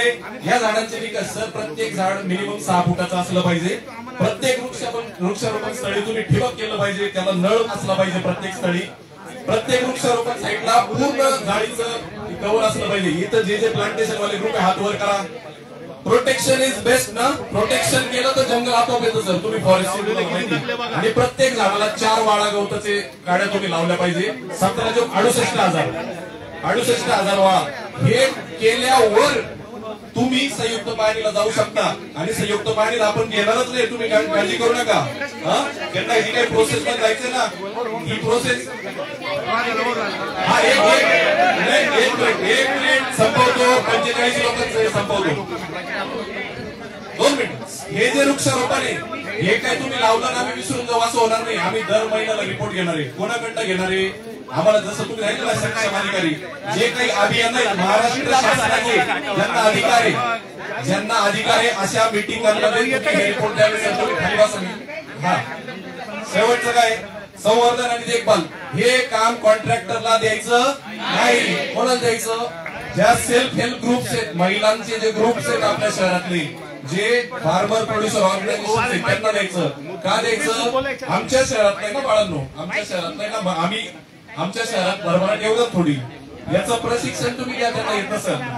शेवटी या सगळ्यासाठी पैसे कुठून येणार असं तुम्ही आम्हाला म्हणाल तर या सगळ्याचा निधी कुंभमेळा डिपार्टमेंट कडनं आणि कुंभमेळा मंत्र्यांकडनं घ्यावा. आमच्या शहराला फक्त कॉन्क्रीट नकोय कुंभमेळ्याच्या निधीतून, आम्हाला झाडं पाहिजे. त्यानंतर हे सगळं का करायचं? तुम्ही टेक्निकल मुद्दा मांडाल. या कुंभमेळ्याच्या कार्बनची फुटप्रिंटचं दायित्व आहे सर तुमचं. तुम्ही एकही झाड नाही तोडलं ना तरी कुंभमेळ्यासाठी का करायचंय? कारण आज आता काल काय झालं की तुम्ही सगळे झाडांसाठी लढले. किती जण तिथे गेले होते? तुम्ही किती कचरा पाहिला? किती कचरा पाहिला? जर ते वन आहे, आपण कचरा टाकला ना आपल्याला फाईन होतो. आमचे चंदू सरिता आहेत ते सांगू शकतील, फाईन होतो आपल्याला. आणि तिथं डम्पिंगची डम्पिंग चालू आहे. एनएमसीने केली का आम्हाला माहित नाही सर. जी कोणी केली असेल ती तुम्ही क्लीन कराल. हे बघा तपोवन, हे तपोवन आहे, ती तपोभूमी, ती तुम्ही क्लीन कराल आणि त्याची सुरक्षा कराल. तिथं तुम्ही सीसीटीव्ही लावाल. झाड तोडो ना तोडो यांना तपोवन आपल्याला वन करून द्यायचंय. ओके. आणि सगळ्यात शेवटी हे कार्यवाहीसाठीची आम्ही काही मुदत देतोय तुम्हाला. कारण काय सर लय कामं सांगितलं आम्ही तुम्हाला, लय मागून राहिलो. आम्ही तुम्हाला 7 कामकाजाच्या दिवसांची मुदत देतो. 7 कामकाजाचे दिवस तुम्ही आम्हाला सुट्ट्या पकडून दिल्या होते, आम्ही तुम्हाला सुट्ट्या वगळून देतो. आज नंतर 7 दिवसांनी तुम्ही आम्हाला लवकरात लवकर 7 दिवसाच्या आतच तुम्ही याचा अहवाल द्यावा. नाहीतर आम्हाला पुढची जी काही बाबा मी बोलतो झालं हे जर झालं नाही तर पुढच्या कार्यवाहीसाठी आम्हाला वरच्या संस्थांकडे जाता येईल. एक लास्ट मांडतो खूप महत्वाचे लहान मुलींसाठी जे थांबा ऐका हे लहान बरोबर सर ऐकून घ्या. लहान लेकरांचा ह्या नॅरेटिव्ह मध्ये उपयोग करायचा नाही. शाळेतल्या मुलांनी व्हिडिओ बनवले आम्हाला एक्सप्लेन करताय असं करायचं नाही. त्यांच्या आई वडिलांची रिटर्न परमिशन जरी असली तरी नाही करायचं. कारण जो मुद्दा वादातीत आहे तो मुद्दा तुम्ही लहान मुलांकडून आम्हाला समजून सांगणार का? वादातीत मुद्द्याला तुम्ही लहान मुलांचा वापर नाही करायचा. तर हे सगळं आम्ही हे डॉक्युमेंट बनवून तुम्हाला देणार आहे. याच्यामध्ये सगळं आहे याचा तुम्ही अभ्यास करा आणि मी हे देतो. एक मिनिट सर बदाने सरांना माझी विनंती आहे. त्या दिवशी जो आपला व्हिडिओ आला होता त्या मुलांच्या शाळेच्या बाथरूमची अवस्था बघितली का तुम्ही कशी आहे? महानगरपालिकेच्या शाळांच्या बाथरूमची अवस्था आपण बघितली का कशी आहे? हे शहरात स्वच्छतेचं काम करतोय. ज्या लहान मुलांकडनं आपण व्हिडिओ काढताय सातपूरच्या सारबाबा नगर शाळेचा व्हिडिओ माझ्याकडे आहे. 1500 मुलं शिकतात त्या शाळेमध्ये शाळेला बाथरूम नाही. मुद्दा कशाचा आहे? मुलांचा व्हिडिओचा आहे सर. मुलांकडे तुम्ही व्हिडिओ काढताय नाही संबंधित नाही.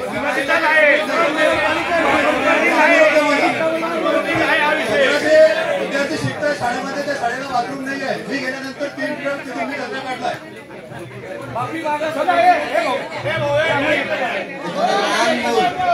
जेव्हा शरीराच्या वाढत जातो ना फुफ्फुसाचा आकार पण वाढत जातो. नाशिकला 2च फुफ्फुस आहेत, पांढरापोळ आणि एक तपोवन. नाशिक शहराचा जसा विस्तार वाढतोय त्या मानाने वृक्षारोपणाचा विस्तार वाढत नाहीये. मी doctor Sandeep Ayre Green Revolution कडून बोलतोय. तर आम्ही अशा संस्थेतून काम करतो ज्यांनी 1 लाख झाडं जतन केलेली आहेत. एक झाड जतन करताना काय मेहनत द्यावी लागते आणि त्यांनी जेव्हा 1700 आकडा ऐकला तर त्याच्या मनावर काय बितत असेल हे आम्ही सांगू शकतो. आणि दुसरी गोष्ट अशी काटेरी झुडपांचा पुनर्रोपांचा आणि विदेशी वृक्षांचा जो विषय काढला होता आपल्या अधिकाऱ्यांनी. काटेरी झुडपं जे आहेत तपोवनाची पक्ष्यांसाठी सगळ्यात मोठा आसरा आणि पक्ष्यांसाठी मोठा निवारा आहे आणि तिथेच त्यांचा खाद्यही तयार होतं आणि त्याच्याशिवाय उडान पूर्ण होऊ शकत नाही. पुनर्रोपणाबद्दल बोलतो मी. इथून मागे जे महानगरपालिकेने पुनर्रोपण केलेलं आहे त्याच्यातले 80% पुनर्रोपण फेल गेलेलं आहे. फक्त कॉन्ट्रॅक्ट दिलं जातं. ते झाड ते 70 वर्षाचं असो 100 वर्षाचं असो उचललं जातं कुठेतरी रोवलं जातं. नंतर ते कॉन्ट्रॅक्टर त्यांच्याकडे फिरून पाहतात. माझ्याकडे सगळे पुरावे फोटो आहेत. आम्ही फोटो सुद्धा आणलेले आहेत. तर पुनर्रोपणाचा विषय आणि झाडं कापायचा विषय अजिबातच घेऊ नका असं वाटतं.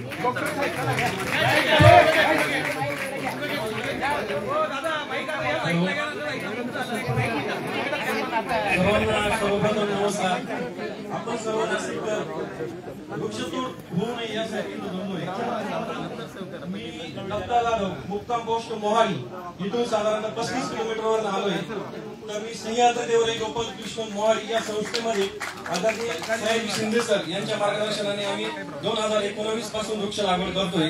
फक्त लागवड करत नाहीये तर आजपर्यंत गेल्या 5 ते 6 वर्षामध्ये 7000 झाडं जगवली वाढवली. त्यामध्ये आपण 175 प्रकारच्या व्हरायटीज ऑफ ट्रीज प्लांटेशन केलंय. तर आज जो काही आपण तिथे जमलेलो आहे तर प्लांटेशन होऊ नये तर मुळात हा मुद्दाच उपस्थित व्हायला नको होता. सर्व सक्षम अधिकारी बदाने साहेब असतील किंवा कुंभमेळा मंत्री असतील किंवा सगळे तज्ञ असतील यांनी कुंभमेळा म्हणजे साधू संतांचा मेळा आणि तो पर्यावरणामध्ये अतिशय सुखकर आणि शोभून होईल तिथं वृक्षांची कटिंग करून आणि तिथं तो करणं हा उचित ठरणार नाही. यासाठी आम्ही काय म्हणतोय तुम्ही काय म्हणताय याही पेक्षा पुढे जाऊन मी असं म्हणेन की ते ज्या साधू संतांसाठी आपण ते तपोवन नष्ट करून तिथं राहण्यासाठी त्यांना व्यवस्था करणार आहोत त्या प्रत्येक आखाड्याच्या साधू संतांच्या प्रतिनिधींना बोलवा त्यांच्यासोबत मिटिंग घ्या आणि त्यांना हे चालेल का हे विचारा. धन्यवाद. नमस्कार. जरा गंभीरतेने शांततेने ऐका. मी देवांजानी बोलतोय. एक मिनिट. आणि माझं सर्व लिगल असतं, हे सर्व नाशिककरांना माहिती आहे, ज्यांना ज्ञात लोक आहेत त्यांना. आता सारखं जे प्रास्ताविकातून आम्हाला एक सारखं जे ऐकायला आलं, Maharashtra prevention and protection tree act जो आहे 1975, त्याचा सारखा तुम्ही हवाला देत आहात 1975, बरोबर. आता 1975चा जो कायदा तुम्ही म्हणताय त्या कायद्यामध्ये 2021 मध्ये दुरुस्ती झालेली आहे. आणि तो कायदा एक सेकंड वाचून दाखवतो. मोबाईल साईडला घ्या ना. Maharashtra state tree authority act अनुसार 2021 मध्ये अशी अमेंडमेंट झालेली आहे, तरतूद या प्रकारे सुधारणा झालेली आहे. जर 200 पेक्षा अधिक आणि 5 वर्षापेक्षा जुनी, रिपीट करतो, 200 पेक्षा अधिक आणि 5 वर्षापेक्षा अधिक वर्षाची जर झाडं तोडायची असतील तर स्थानिक वृक्ष प्राधिकरण किंवा प्रशासक निर्णय घेऊ शकत नाही. अशा प्रकारचा प्रस्ताव राज्य वृक्ष प्राधिकरण कडे म्हणजे स्टेट ट्री ऑथॉरिटी कडे पाठवणे आणि त्यांची मंजुरी घेणे हे कायद्याने बंधनकारक आहे.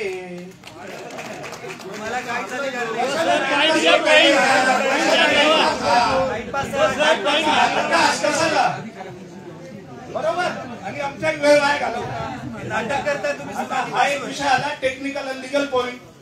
सेकंड थिंग, आपल्याकडे जी वृक्ष प्राधिकरण समिती जी अस्तित्वात आहे त्याच्यामध्ये सर्व पदसिद्ध अधिकारी आहेत, नगरसेवक नाही. कारण की आपल्याकडे महानगरपालिकेच्या निवडणुका 4-4.5 वर्षापासून प्रलंबित आहे. त्यामुळे लोकसेवक आमचे जनसेवक पैकी एकही प्रतिनिधी नाही. जसं आधी यांनी सांगितलं तसं टेक्निकल पर्सन असतात, त्यापैकी एकही नाही. म्हणजे आरोपी तुम्हीच आणि एडिट करणारे तुम्हीच, म्हणजे कोर्ट तुम्हीच आणि आरोपी पण तुम्हीच, असं नाही होऊ शकत. म्हणजे हा केसचा तुम्ही सन्मान करा, कायद्याचा सर्व आपण सन्मान करू. आणि 2002-3च्या शिवसपूर्ण वेळेस जेव्हा चेंगराचेंगरी झालेली होती त्यावेळेस नाशिक केमिस्ट असोसिएशनची आमची एम्ब्युलन्स होती. मागच्या 15-16च्या शिवसपूर्ण मध्ये 2200 स्वयंसेवक बोधप्रेमी संस्थेत दिलेलं होतं. आमचं तुम्हाला सहकार्य नेहमीच राहतं आणि घ्यावंच लागतं, कारण की आम्ही स्थानिक येतो, मारुती समोर राहतो. आमचं तुम्हाला राहणारच आहे, आमचं सहकार्य आणि सर्वांचं सहकार्य तुम्हाला राहणारच आहे. पण असं करून दादागिरी करून दंडशाही करून ते अजिबात खपून घेतलं जाणार नाही. कायद्याचा आदर आम्ही करू, कायद्याचा आदर तुम्ही करा. धन्यवाद. जय हिंद, जय महाराष्ट्र. तपोवनाचा विजय असो. 1-2 मिनिटं घेईल फक्त. सर ज्या लिगल पॉइंटवर बोलले त्याच पॉइंटवर बोलायचंय मला, कारण मला एक तुम्हाला गुपित सांगायचंय. ही जी सुनावणी चालू, माझं नाव ऍडव्होकेट आकाश मोरे, मी नाशिकचाच रहिवासी आहे. आणि आज मी जे आलोय ते हे सगळं मांडण्यासाठी. आपण ज्या गोष्टी बोलतोय, या ज्या आपण भावनिक होऊन बोलतोय, तर त्या बोलण्याच्या आधी एक गोष्ट समजणं महत्वाचं आहे की हे जे काय नाटक होत आहे याच्या मागचं हे कायदेशीर आहे का? ज्या 1975चा कायद्याचा आधार घेऊन तुम्ही म्हणताय 8-2 जो तुम्ही अर्ज दिलाय त्याची तुम्ही सुरुवातीला द्यायला पाहिजे, सही केलेली प्रत तुम्ही द्यायला पाहिजे, ती तुम्ही दिलेली नाहीये. ठीक आहे. दुसरी गोष्ट जी आहे त्याचे जे कंप्लायन्स आहेत, 8-3च्या आज जे कंप्लायन्स आहेत ज्याच्यामध्ये तुम्हाला जे वृक्ष तुम्ही तोडणार आहात, सर्वेचे नाही, वृक्ष जे तोडणार आहात त्याच्यावर तुम्हाला नोटीस लावल्या पाहिजे. तर तुम्ही लावल्यात का? मोजक्या झाडांवर लावल्यात नोटीस. याच्यामध्ये झाडाचं वय काय, झाडाची जात काय, झाडांवर कुठल्या प्रकारचे प्राणी राहतात, पक्षी राहतात, यांचं सर्वेक्षण केलंय का नाही केलंय. तुम्ही अगदी काय म्हणतात, मी थोडं इंग्लिश मधले वर्ड्स युज करेन, तर तुम्ही एकदम म्हणजे सोप्या पद्धतीने 7 दिवसाची मुदत दिली. कमीत कमी 7 दिवसाची मुदत असते, जास्तीत जास्त तुम्ही देऊ शकतात. पण तुम्ही खूप नाटकीपणाने हे 7 दिवसाची मुदत दिली आहे. 7 दिवसात काम करणारे नाशिकचे लोक सगळं काम सोडून आले तुमच्याकडे सोमवारी 12 वाजता. 200 सिटिंगच्या कपॅसिटीसाठी तुम्ही घेतलंय. दुसरी गोष्ट, तुम्ही ज्या ज्या लोकांनी ऑब्जेक्शन दिले, मग ते 99 असो की 200 असो की 1000 असो, त्यांची लिस्ट तुम्ही लावली का बाहेर? त्या लोकांची लिस्ट लावली का नाही? तुम्ही लोकांकडनं सह्या घेतात की आम्ही इथे आलो आहोत, ते नाही केलं तुम्ही. ठीक आहे. दुसरी गोष्ट, जसं सर म्हणाले की 5 वर्षापेक्षा जास्त ज्यांचं वय आहे ज्या झाडांचं, त्या वयाची झाडं जर 200 पेक्षा जास्त असतील कापणार तुम्ही. तुमचा मॅडम स्वतः त्या नाटकी त्यांच्या त्या रील मध्ये म्हणतात, त्यालाही काही कायदेशीर काय म्हणतात त्याला, there is no substance to that reel that the lady has said. तो कुठल्याच पद्धतीने आम्ही त्याचा काय म्हणतात एक्सेप्ट करू शकत नाही त्याला, त्याच्या तोंडी बोलल्या आहेत. ठीक आहे. दुसरी गोष्ट, तुम्हाला हा अधिकारच नाही सुनावणी करायचा. पहिल्यांदा तुम्ही जा राज्य शासनाकडे जा, वृक्ष प्राधिकरणाकडे जा, त्यांच्याकडनं आणा. 45 दिवसाची तुम्हाला मुदत दिली कायद्याने, त्या 45 दिवसात तुम्ही सादर करा या सगळ्या गोष्टी नाशिकच्या नगरीत जनतेच्या समोर. आणि मग नंतर तुम्हाला काय ही जी हिअरिंग करायची आहे, हे जे नाटक करायचं ते करू शकता. दुसरी गोष्ट अशी की तुम्ही आता जे हे जे सुरुवात केलेली आहे ह्या गोष्टीची, तर त्याच्यामध्ये तुमचे तज्ञ कोण आहे, त्यांची कमिटी काय आहे, त्यांची नावं काय आहेत, त्यांचं एज्युकेशनल बॅकग्राऊंड काय आहे, हे कुठे दिलंय तुम्ही, कुठेच दिलं. ठीक आहे, तर ह्या सगळ्या गोष्टी तुम्हाला द्याव्या लागतील. आणि आज मी सगळ्यांसमोर सांगतोय, कमीत कमी 4 ते 6 RTI फाईल केलेले आहेत गार्डन अथॉरिटीमध्ये. ठीक आहे, 18 तारखेला आपण सगळ्यांनी काही लोकांमधले आपल्या तिकडे ऍडव्होकेट मॅडम आहेत, बालाजी वाले मॅडम आहेत, त्यांनी RTI फाईल केलाय, मी RTI फाईल केलाय. या RTI ला 30 दिवसांची मुदत आहे. या 30 दिवसाच्या आत यांच्याकडनं काही उत्तर येतं का ते आपल्याला पाहावं लागेल, कारण त्या RTI मध्ये त्याच्यामुळे आपण आता ह्या काय म्हणतात ह्या प्लॅटफॉर्मचा उपयोग करतोय ना, की सगळ्यांसमोर त्यांना विचारतोय की तुम्हाला एवढे काय महत्वाचे काम आहेत की तुम्ही देऊ शकत नाही उत्तरं. जर तुम्ही म्हणताय की तुम्ही ऑलरेडी सर्वेक्षण करून ठेवलं आणि त्याच्यानंतर तुम्ही हे जे डिसिजन घेतले, नोटिसा लावल्या, तर आम्ही जे प्रश्न मांडलेत, आम्ही माहिती मागितलेली आहे, RTI मध्ये जी माहिती मागितलेली त्याचं ऑलरेडी तुम्ही सर्वेक्षण करून झालंय. तर लवकरात लवकर आम्हाला RTI चे उत्तर मिळाले पाहिजे, कारण हे जे तुम्ही आता करताय हे फक्त नाटकी आहे, याचा काहीच कायदेशीर म्हणजे बेस नाहीये. ठीक आहे, तर सर बोला आता तुम्ही RTI आमचे लवकरात लवकर करा. काय रिझन असतील ते सांगा, नाहीतर मग आम्हाला योग्य अथॉरिटीकडे जाता येईल. अजूनही कायदा आहे, आम्ही जाऊ कोर्टात. त्याच्यामुळे तुम्ही आता हे सुनावणीची नाटकं नका करू. बाहेरचं रजिस्टर काय आहे त्याच्या सुरुवातीला काही लिहिलं नाही, लोकांच्या फक्त सह्या घेत आहेत. हा प्रकार काय आहे तो तुम्ही खुलासा करा. आणि सर बोला, शांताराम पांडुरंग चव्हाण, वय 82, गेले 6 सिंहस्थ मी बघितलेले आहे. आजपर्यंत कुठल्याही सिंहस्थामध्ये झाड तोडण्याची गरज भासलेली नाही. आता का भासते, तर त्या जागेवर पर्यटन केंद्र उभारायचंय. कुणाला उभारायचंय? कुणीतरी येतो जळगावचा कलेक्टर. जळगावचा कलेक्टर म्हणजे खरा कलेक्टर नाही, कचरा वेचणाऱ्याला सुद्धा गार्बेज कलेक्टर म्हणतात. असे कलेक्टर येतात आणि आमच्यावर नियम लावतात. तुम्ही जे आश्वासनं दिलेत त्याचे उत्तर मी यात दिलेले आहेत, त्याच्यावर जात नाही. पण शेवटचा पॅरेग्राफ वाचून दाखवणार आहे. 6 सिंहस्थामध्ये मी माझ्या नातवंडांना माझ्या खांद्यावर घेऊन फिरलेलो आहे. त्यातली ही एक नात इथे बसलेली आहे. तिने सांगावं आजोबांनी फिरले होते की नाही. मला याच्यात महत्वाचं काय सांगायचंय, 10 झाडे लावणार वगैरे याच्यावर मी आक्षेप घेतलेला आहे. तो आक्षेप वगैरे शेवटचं सांगतो, ही प्रस्तावित वृक्षतोड पर्यटन वाढीसाठीच्या नावाखाली काही भूमाफिया, महापालिकेचे माजी स्थायी समितीचे अध्यक्ष आणि अधिकारी सदस्य यांच्या आर्थिक लाभासाठी होत आहे, असा माझा प्रयास आणि मत आहे. शेवटचं महत्वाचं सांगतो, या प्रस्तावित या कारणाने तपोवनातील वृक्षतोडीस माझा सक्त विरोध आहे.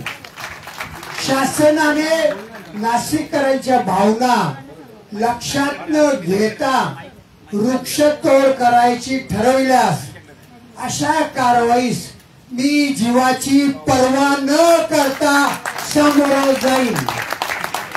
या प्रस्तावाचा विचारावा असं म्हटलं. मी RTIचं वास्तव सांगू इच्छिते. RTI टाकला की ते सांगतात की माहिती उपलब्ध नाही अभिलेखावर. मी अश्विनी भट आणि मी पर्यावरण याच्यात ऍक्टिव्ह आहे. अभिलेखन माहिती उपलब्ध नाही. आमच्या 6 डिपार्टमेंटकडे माहिती उपलब्ध असेल तर तुम्ही या आणि प्रत्येक फाईल तपासून बघा. त्याच्यावर मी अपील केलं. भदाणे साहेबांनी त्याला आन्सर दिलं की यांना माहिती द्या, तरीही माहिती मिळालेली नाही. अशा अधिकाऱ्यांवर गुन्हा दाखल होतो की त्यांना तुम्ही समजून सांगा. कारण प्रत्येक RTIला मला हेच उत्तर मिळतं, अभिलेखन माहिती उपलब्ध नाही. माहिती हवी असल्यास तुम्ही या आणि 6 डिपार्टमेंट बघा. हे कितपत योग्य आहे? एक मिनिट, विषय असा आहे की बरंच इथे ऐकलं कायद्याचं बोललं गेलं की राज्य सरकारची परमिशन पाहिजे, केंद्र सरकारची परमिशन असली तरी झाडं तोडून नाही देणार आम्ही. झाडं महत्वाची आहे. दुसरी गोष्ट असं की जे अतिरिक्त आयुक्त आहे जे आयुक्त आहे इथे का दिसत नाही आम्हाला? रील मध्ये त्या टिपके हाकत होते, ते लहान मुलांना घेऊन काम करत होते, विद्यार्थ्यांना लहान मुलांना समोर आणतात. दुसरी गोष्ट असं गिरीश महाजन येतात तपोवनामध्ये आणि म्हणतात नाही नाही नाही आम्हाला झाडं तोडावीच लागतील आणि नंतर म्हणतात की नाही पर्यावरण प्रेमींबद्दल बोलता. अरे तुम्ही किती झाडं लावली बरं, ते पण एक पण झाड तोडू देणार नाही. आणि त्याच्यात म्हणतात की अशी काही झाडं आहेत, विदेशी काही झाडं आहेत, झाडांमध्ये पण चातुर्वर्ण सुरू केलंय तुम्ही, काहीतरी लाज वाटू द्या बरं याची. आणि पहिले तर जे रीलवाले होते ना, जे रीलवाले त्या अतिरिक्त आयुक्त वगैरे सगळे जे होते ते पहिले इथे पाहिजे होते. कुंभमेळा मंत्री तर घाबरटच ते काही येणारच नाही, त्यामुळे ते पण इथे पाहिजे होते. एक पण झाड राज्य सरकार केंद्र सरकार कोणी असो नाशिक मधलं एकही झाड तोडू देणार नाही. सगळं विषय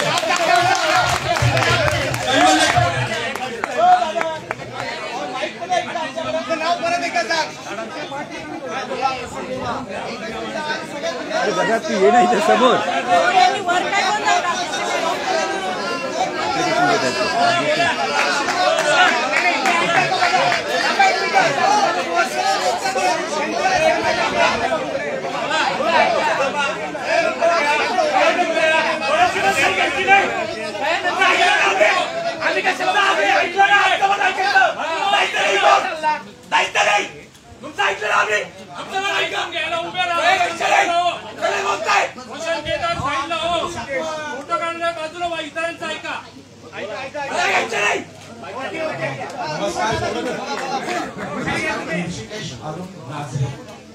गेले आय थिंक 88 पासून ऍक्टिव्हिजम मध्ये आहे आणि झाडांच्या बाबतीत बऱ्यापैकी काम झालेलं आहे.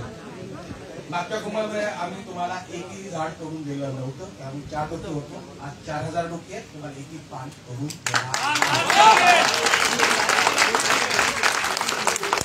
टेक्निकल मुद्द्यांवरती येतो. पहिली गोष्ट म्हणजे सर्वे. आपण झाडांमध्ये सगळ्या खुल्या मारलेल्या आहात.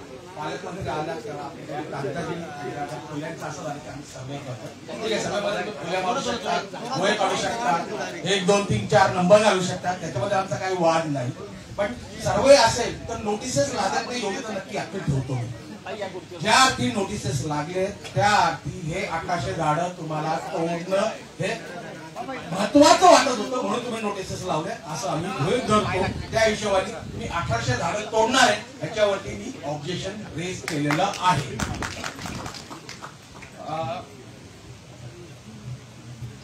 दुसरी गोष्ट, तुमची जी प्रोसेस आहे ती पूर्ण नॉन डेमोक्रेटिक आहे. जेव्हा मागच्या कुंभमेळ्याच्या वेळेस हायकोर्टामध्ये आम्ही उभे होतो तेव्हा असं झालं होतं की वृक्ष प्राधिकरण समिती ही बरोबर नाही असं जस्टिस अभयोकांनी सांगितलं होतं आणि त्यामुळे ते त्या हिशोबाने निर्णय घेता येणार नाही म्हणून सीसीएफला ऍडमिनिस्ट्रेटर म्हणून बसवला होता आणि सीसीएफनी जे काय त्याचं निकष होतं ते हायकोर्टाकडे द्यायचं होतं आणि हायकोर्टाने त्याच्यावरती सुनावणी ऐकण्याचं असं एक प्रोव्हिजन होतं. यावेळेस तर वृक्ष प्राधिकरण समितीचा पत्ताच नाहीये, काही इलेक्शनच झालेले नाहीये. दुसरी गोष्ट, ऍडमिनिस्ट्रेटर असलेल्या माननीय आयुक्त मॅडम ज्या आहेत त्यांच्या हातात सगळे कायदे आहेत. ही टोटली नॉन डेमोक्रेटिक प्रोसेस आहे कारण आयुक्त मॅडम स्वतः या प्रोसिक्युटर या एक्झिक्युटर या निर्णय देणाऱ्या या ते निर्णयावर विचार करणारा ह्या बाबतीवरती येणाऱ्या ऑब्जेक्शनवर विचार करणारा आणि फायनल डिसिजन देणारा आहे. ही टोटली नॉन डेमोक्रेटिक प्रोसेस आहे, ही कायद्याला मान्य नाही. त्यामुळे हा एक चाललेला फास आहे. आम्ही हायकोर्टात जेव्हा आता जातो आहोत तेव्हा त्यामध्ये हा पॉईंट क्लिअर करून परत आम्ही तुमच्या डोक्यावरती सीसीएफ बसवणार आहोत. त्यानंतर तिकडे हे झालं होतं की बाबा पब्लिक ओपिनियन खूप झालं, खूप जास्त लोकांच्या रिॲक्शन्स आलेले आहेत. त्यामुळे आता आम्ही फक्त 10 वर्षाच्या आतली झाडं तोडू या विषयातून राहिलो. तर पहिली गोष्ट म्हणजे 10 वर्षाची झाडं आली कुठं स्वयंबायावरती आली असती, अरे ती बाबू लेडी बाबू असो सुबाबू असो या कुठलेही झाड असो स्वयंबायावरती आली असतील तर त्या झाडांना प्रोटेक्शन आहे ऍज पर एन्व्हायरमेंटल ऍक्ट. तुम्ही लावले असतील तर ते आम्ही आमच्या टॅक्सपेअरच्या पैसे लावले, तुम्ही स्वतःच्या पैसे नक्की खर्च करणार नाही एवढी आम्हाला नक्की माहिती आहे. ही जी झाडं आहेत ही टॅक्सपेअरच्या पैसे लागलेली आहे आणि त्यामुळे ती तोडायला सुद्धा तुम्हाला टॅक्सपेअर्सना आन्सरेबल आहे. पब्लिक एक्सपेचा पैसा आहे तर कृपया करून तुम्ही त्याला हात लावायचा त्याच्या भानगडीत पडू नये. त्यानंतर पुढची गोष्ट 10 वर्षाची झाडं आणि 10 वर्षाचं वय नक्की झाडाचं ठरवणार कोण? तुमच्यापैकी कोण सायंटिफिकली त्या बाबतीत क्वालिफाईड आहे? त्याने आमची जस्टिस अभियोगांसमोर केस होती, त्या जस्टिस अभियोग म्हणले मी जरी जस्टिस असतो तर मी क्वालिफाईड नाही म्हणून निरी बसवली होती. त्यामुळे तुम्ही नक्कीच क्वालिफाईड नाही असं मी गृहीत धरतो. फॉरेस्ट मध्ये काम जरी केलं असेल तरी तुम्ही फॉरेस्ट मधले दुय्यम अधिकारी आहात. तुम्ही प्रथम ह्याच्यामध्ये सीसीएफला सुद्धा तेवढी अक्कल धरता येते किंवा प्रिन्सिपल सेक्रेटरीला तेवढी अक्कल धरता येते असं मी ठामपणे तिथे सांगतो.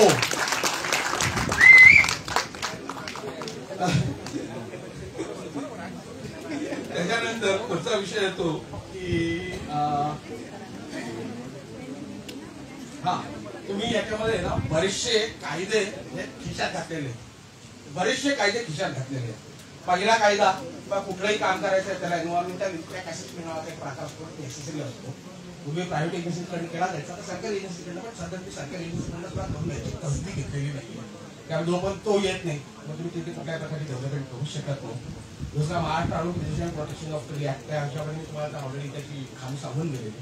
वाईल्ड लाईफ प्रोटेक्शन ऍक्ट 1972 बघायचा तुमच्याकडनं तरी नक्की अपेक्षा आहे की झाडावरती कुठल्याही प्रकारचं घरटा असेल तर सेक्शन 16C प्रमाणे त्या घरट्याची हे करून त्याचा अहवाल हे करून त्या विषयामध्ये झाडाला जोपर्यंत पिल्ल स्वबळावर उडून जात नाही तोपर्यंत तुम्हाला त्या झाडाला हात लावता येत नाही. हे तुम्हाला माहिती असणं गरजेची आहे. फॉरेस्ट फंड आला म्हणून म्हणतो. त्यानंतर बायोडायव्हर्सिटी ऍक्ट 2002 साहेब आपल्याकडे झाड नाही, झाडांच्या वरती जगण्यात पूर्ण इकोसिस्टमला प्रोटेक्शन आहे. झाडाच्या खालची कीटक मायक्रो ऑर्गॅनिझम जे तुम्ही आणि मी बघू शकत नाही. तुम्ही चष्मा काढला मी पण तुम्हाला बघू शकत नाही, ती गोष्ट वेगळी आहे. पण त्यामुळे त्यांना सुद्धा प्रोटेक्शन आहे. त्यांचं काय करणार आहात त्याचं काही तुम्ही ठरवलं नाहीये. त्याचं रिॲक्ट कसं करणार आहात, कुठल्या वस्तूची झाडं तोडणार, अशी कशी काय सगळी घरं डिस्ट्रॉय करणार. नंतर तुम्हाला काही महत्वाचे केसेस जे कन्सिडर करायला लागले की गोदावरी युनियन ऑफ इंडिया काहीच्या वकील मित्रांनी मला व्यवस्थित सांगितलंय तुम्हाला डीप फॉरेस्ट म्हणजे काय असतं. सुप्रीम कोर्टने ऑर्डर डिक्लेअर केले. त्यामध्ये केसी महिताची पण केस आहे. कृपया कोण जमलं तर त्या केसवरती थोडंसं लक्ष द्या. त्या केसवरती थोडंसं लक्ष द्या म्हणजे त्याच्यामुळे तुम्हाला बेसिकली ते कळेल की केसेस काय आहेत त्या. नंतर PIL नंबर 41/2006 ही आम्हीच दायर केलेली आहे. नाशिक नागरिक कृती समिती वर्सेस स्टेट ऑफ महाराष्ट्र आणि युनियन ऑफ इंडिया. त्यामुळे आणि ही केस सुप्रीम कोर्टापर्यंत जाऊन गेलेली आहे. तर त्याच्यामध्ये बरेचसे गोष्टी आहेत त्याच्यामध्ये तुम्हाला झाडही वाचवणं गरजेचं केलेलं आहे. Maharashtra preservation protection of tree, destruction and development of trees नाही घेऊ का प्लीज. तर कायदा प्लीज बदलू नका. त्याच्यानंतर civil application number 96 of 2014 civil application number 96 of 2014 ह्याच्यामध्ये सुद्धा आपल्याला क्लिअर कट निर्देशन दिलेले कोर्टाने, सुप्रीम कोर्टाने, त्याचं पालन करणं आपल्याला अत्यंत गरजेचं आहे. PIL नंबर 35 ऑफ 2023 ह्याच्यामध्ये तुम्हाला स्पष्टपणे सांगितलं हा कायदा तुम्हाला ऍप्लिकेबल होईल रस्त्याच्या मधले असलेल्या झाडांना सुद्धा. त्यामुळे प्लीज आमच्यावर प्रेशर घालून देऊ नका की रस्त्यामध्ये झाडं येतात, त्याच्यावर लोक धडकतात, लोक मरतात आणि त्यामुळे ती झाडं काढणं गरजेचं. साहेब तुम्ही पूर्ण केलं नाहीये, तुम्ही कामं पूर्ण केलेली नाहीये. तुम्हाला त्या झाडाच्या भोवती आयलंड लावायला लावलेला आहे, झाडाच्या भोवती स्पीड ब्रेकर लावला आहे. त्या लोक आपण दुनियामध्ये स्पीड ब्रेकर लावून झाडाच्या आसपास देखील स्पीड ब्रेकर नाहीये. हा सिग्नलला तो स्पीड ब्रेकर लावलेत. हा त्याच्यानंतर त्या झाडांवरती रिफ्लेक्टर्स आहेत लावलेले. त्याला मला नाही करतो रिफ्लेक्टर दिसण्याच्या पलीकडे रिफ्लेक्शन फार दूरची गोष्ट झाली. आणि सर्वात महत्वाची गोष्ट सिटी लिमिट्स मध्ये तुम्हाला मॅक्झिमम परमिसिबल स्पीड जो आहे हा 35 किलोमीटर पर आवर आहे ह्या इंडियन रोड काँग्रेस प्रमाणे. त्यामुळे 35 किलोमीटरच्या वरती समजा एखादा जाऊन त्या झाडावरती धडकला, भले ती सायकल असो किंवा ट्रक असो किंवा फरारी असो तरी त्याला जीवित हानी होणार नाही याची गॅरंटी मी देऊ शकतो. याच्या जास्त कोणी वाईट केलं तर झाडावरती गुन्हा करण्यात काही फायदा नाही. झाड मध्ये येत नाही, तुमचे रस्ते झाडाच्या आसपास झालेले, चूक तुमची आहे, झाडाची नाहीये. त्यानंतर बाकी आणखी मुद्दे आहेत ते बिबट्या गेल्यात. आता जंगल तुम्ही तोडणार का, तुम्ही स्वतः खिशे भरून जंगल कसे राहते आणि डायरेक्ट भरले तो बिबट्या झाडा पडतो तुमच्या घरी येणार, त्याला पुढच्या वाढ तुमच्या घरी आमंत्रण देऊन पाठवून देऊ.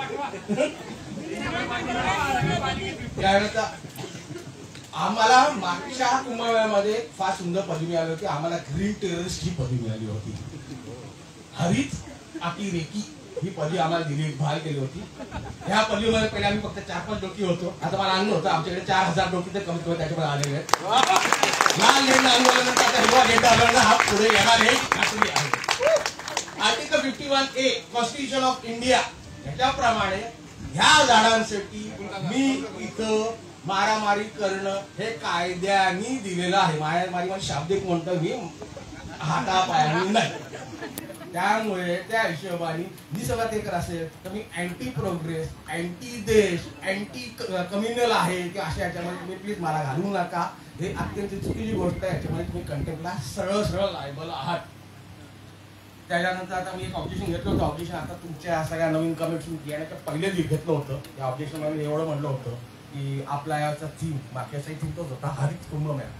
आता हरित कुंभमेळ्यामध्ये नक्की आपली अपेक्षा काय आहे? ती झाडं साफ करून ते सिमेंट कॉन्क्रीटच्या खोल्या लावून त्यांना हिरवा रंग, ह्याला हरित कुंभ म्हणणार आहात का? आणि समजा त्याला हिरवा रंग, त्यांना हिरवा रंग देऊन हरित कुंभ म्हणा असाल तर भगवा शांत बसेल का? आणि भगवा शांत बसणार नसेल तर भगवाला नवीन हिरवा म्हणायचं का? कृपया करून समोरून आम्हाला क्लिअर करून देण्यात. त्यानंतर पुढची गोष्ट म्हणजे जेव्हा मी लहान होतो, आता मी आज म्हातारा झालं, 52 वर्षाचा आहे. मी जेव्हा लहान होतो तेव्हा पुस्तकं वाचते. त्याला साधू पुढे बसायचा, झाडाखाली बसायचा, तपस्या करायचा, तिथेच राहायचा. थोडासा मोठा झालो, ती पिक्चर वगैरे बघितले. पिक्चर वगैरे काय ते साधू झाडाखाली बसत होता, तिथेच तपस्या करत होता, तिथे दिनचर्या चालायची. आणखीन थोडा मोठा झालो, सिरियल मध्ये तेच दाखवलं रामायण महाभारतासारख्या. आणखीन थोडा मोठा झालो, आजूबाजूला फिरलो, बरेच ठिकाणी फिरून आलेलो. 4 कुंभ मी पण पाहिलेले. तिचं ते वगैरे झालं, झाडू सगळे झाडाखाली बसतात. हा सिमेंट कॉन्क्रीट मध्ये बसणारे झाडू कुठे हवा? मला एक तरी दाखवावं, एक तरी मला साधू दाखवा जो सिमेंट कॉन्क्रीटच्या खोलीत बसलेला तुमच्या आणि तो तपस्या करतोय. त्या तपस्याचं हे मिळालं. हा, त्या साधूवर नाही आठवलं, प्लीज हे नोट डाऊन करून घ्या दादा. त्या साधूवर आठवलं, या मागच्या कुंभमेळ्यावर माझी केस चालली होती तेव्हा आम्ही हेच म्हणलं होतं साधूघरामध्ये असं चाललं म्हणून झाडं तोडायचं त्यांनी निर्धास्त केला आहे. तर जस्टिस आबे ओक जे प्रिसाइडिंग जज होते ते स्वतः म्हणले होते हे जे आहे हे साधूंसाठी नाही, हे संधी साधूंसाठी आहे. तुम्हाला मी काय म्हणाले, तुम्ही संधी साधू आहात, तुम्ही साधू आहात, तुम्ही वंदनीय आहात. त्याच्याबद्दल काही माझं म्हणणं नाही. आणि सर्वात महत्वाची गोष्ट जे तुम्ही आम्हाला सगळ्यांना डिमोरलाइज करायला म्हणून तुमच्या डीपी वरती, नाशिक महानगरपालिकेच्या वरती काहीतरी ऍड लावलेली आहे. ते लहान लहान चिमड्या पोरांना काहीतरी ऍड करून झाडं कशी पुनर्रोपण करणार आणि झाडाच्या बदली कशी झाडं लावणार, मग असं काहीतरी नाट्य पत्ते करून दाखवलंय. साहेब, हा चाइल्ड लेबर ऍक्ट सेक्शन 3(2) च्या खालती पनिशेबल ऑफेन्स आहे. कृपया करून फालतूगिरी करू नका. मिसलिडिंग ऍक्ट आमच्या वकील मित्र म्हणतात त्याच्यावर सहमत आहे. तर आता ह्या ज्या गोष्टी आहेत त्या वरच्या वरच्या आता जेवढा जमल्या तेवढ्या लिहून काढल्या. पुढे मी डिटेलमध्ये तुम्हाला मोठ्या मोठं पानं झाडांचीच केलेली पानं वाया घालवणार तुमच्या पाहिजे नाही ना, ते माझा ते देतो तुम्हाला. प्लीज त्याचा कॉग्निझन्स घ्या. आणि आम्ही हायकोर्टात चाललोय, त्या कृपया करून निर्णय हा तुमच्या हातात आहे असं गृहीत धरू नका. नमस्कार.